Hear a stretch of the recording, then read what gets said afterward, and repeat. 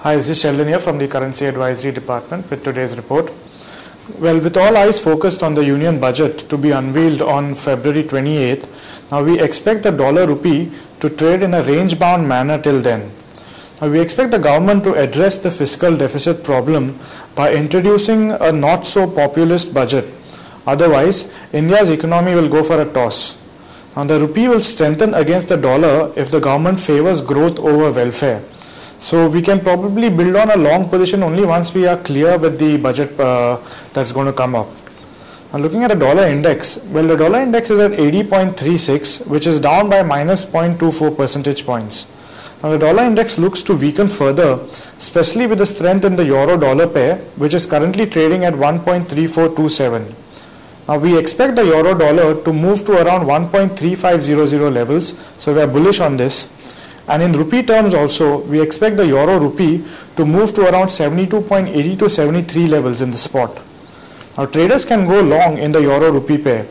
We had the ZEW economic sentiment for the euro region, which came in better than expected at 42.4 versus an expectation of 35.3. So this was a huge jump in the ZEW sentiment that came in yesterday. Now, besides the French and German inflation numbers, we do not have any major data from the Eurozone today.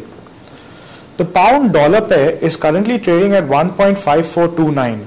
Now, we have the unemployment number due today along with the minutes of the British monetary policy. Now, we expect the pound-dollar to consolidate at this level.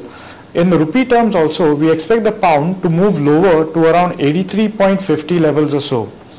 Now, traders can short sell the pound rupee pair for intraday trading.